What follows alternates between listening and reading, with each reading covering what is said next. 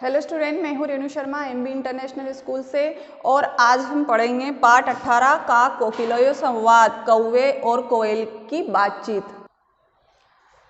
का कोकिलयो संवाद, काक अर्थात कौवा, कोकिलयो कोयल का संवाद मतलब बातचीत। देखिए किस प्रकार बातचीत करते हैं। देखिए बच्चों, कौवा और कोयल देखने में एक समान ही लगते हैं, लेकिन हमें इनको किस तरह से पहचान सकते हैं? इनके गुणों के आधार पर। कहते हैं ना, सभी व्यक्ति सभी मनुष्य समान लगते हैं। तो इसके माध्यम से हमें ये शिक्षा प्राप्त होती है कि व्यक्ति दिखने में तो समान होता है, ठीक है, दिखने में बहुत सुंदर होता है, उसका रंग रूप हम देख लेते हैं, बाहरी आवरण, लेकिन वो व्यक्ति उसके गुणों से, उसके आचार से, उसके व्यवहार से ही पहचाना जाता है। तो देखते हैं इसमें कौवा और कोयल किस प्रकार की बातचीत कर रहे हैं।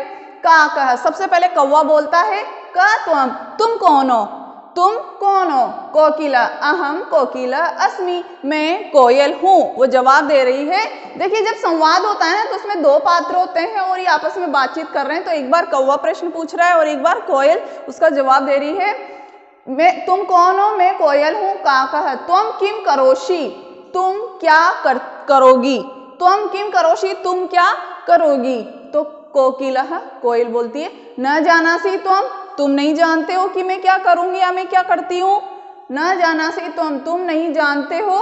इदानीम राजा वसंत आयाति, इदानीम अब इस समय राजा वसंत क्यों कहा गया है? क्योंकि बच्चों वसंत जो ऋतु होती है, इसको ऋतुओं का राजा कहा जाता है, ऋतुराज कहा जाता है वसंत ऋतुओं को। तो वसंत ऋतुओं का राजा वसंत आ गया है।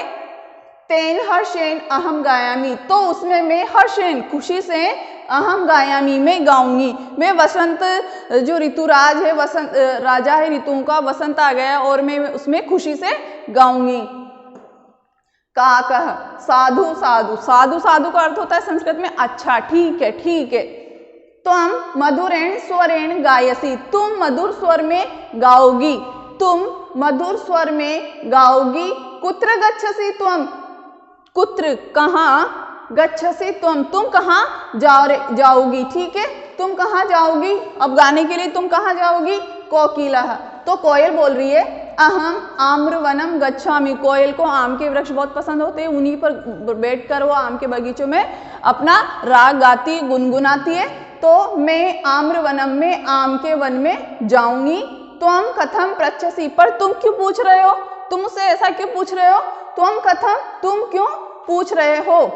काकः वदति, तो कौवा बोलता है, कोकिला, हे कोयल, तुम मधुरम कूजसी, तुम मधुर गाती हो, तुम मीठा गाती हो।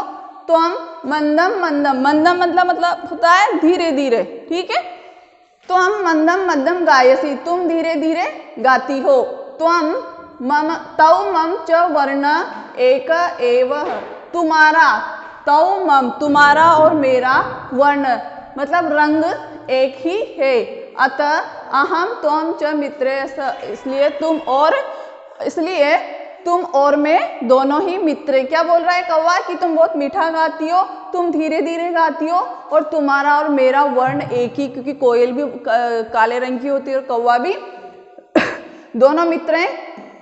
कोकिला उत्तरती, अब कोयल उत्तर दे रही है कौवे की इस बात का। काकः न त्वं वसंतम भजसी, हे कौवे, न त्वं वसंत भजसी, भजसी मतलब मानते हो, तुम नहीं मानते हो, तुम वसंत ऋतु को नहीं मानते हो, तुम्हारे कोई फर्क नहीं पड़ता है, तुम उसको नहीं उसका आनंद उठाते हो। तुम अमेध्यम, अमेध्यम का मतलब होता है मैली या गंदी वस्तुएं, ठीक है, मैली या गंदी वस्तुएं। तुम अमेध्यम खादसी, तुम तो बहुत गंदी गंदी चीजें खाते हो, तुम तो मैली मैली वस्तुएं खाते हो। पुनः तुम कर्कशम रटसी, कर्कशम मतलब होता है कठोर ध्वनि, जो हमारे को सुनने में बिल्कुल भी अच्छी नहीं लगती, कठोर जिसको हम बोल सकते हैं। तुम तो कर्कश ध्वनि में गाते हो, बोलते हो। अतः कथम त्वं मम मित्रम अस्ति, अब उसने इसका जवाब दिया कि तो फिर तुम मेरे मित्र कैसे हो सकते हो? मैं तो मधुर गाती हूँ, मैं वसंत ऋतु आती जब गाती हूँ, मैं आम के वनों में जाती हूँ, ठीक है। तो तुम और मैं, तुम तो बिल्कुल विपरीत हो, तुम गंदी वस्तुएं खाते हो और तुम्हारी आवाज भी बिल्कुल अच्छी नहीं है, तो तुम वसंत ऋतु को भी नहीं मानते हो, तो फिर तुम और मैं मित्र कैसे हो सकते हैं? गच्छ, जाओ, अहम न त्वं मित्रम, मैं तुम्हारी मित्र नहीं हूं, तुम चले जाओ यहाँ से, मैं तुम्हारी मित्र नहीं हूं। स्मरता इदानीम, अब सही कहा गया ये देखिए, इस श्लोक के माध्यम से क्या बताया इसमें? काकः कृष्णः पिकः कृष्णः। क भेद पिक काक कयो। देखिए काक कृष्ण, कौवा भी काला, पिकः कृष्ण और कोयल भी काली। क भेद, तो फिर क्या भेद है? पिक काकयो, कोयल और कौवे में दोनों काले हैं, तो फिर दोनों में क्या भेद है? वसंत समये प्राप्ते काकः काकः पिक पिक। लेकिन जब वसंत ऋतु आती है, ऋतुराज आता है, तभी हमें पता चलता है कि कौवा कौवा है और कोयल कोयल है। हमें दूर एक वृक्ष पे बैठे हुए दो काले पक्षी दिखाई दे रहे हैं, लेकिन हम उनको देखकर ये अनुमान नहीं लगा सकते हैं कि कौवा है या कोयल है। उसके समान अनजान व्यक्ति के लिए दोनों एक समान ही रहते हैं। तो इस श्लोक के माध्यम से देखिए कितनी अच्छी बात की इन्होंने, और साथ में एक हमें बहुत अच्छी शिक्षा भी दी है कि वसंत ऋतु के आने पर ही कौवे और कोयल में भेद पता होता है। ये हमें नहीं पता पड़ता है कि कौन कोयल है और कौन कौवा है। ऐसे ही जब व्यक्ति का व्यवहार होता है, जब वो बोलता है, आपके संपर्क में आता है, तभी आपको उसके गुणों की अच्छाई बुराइयों का पता चलता है। Thank you.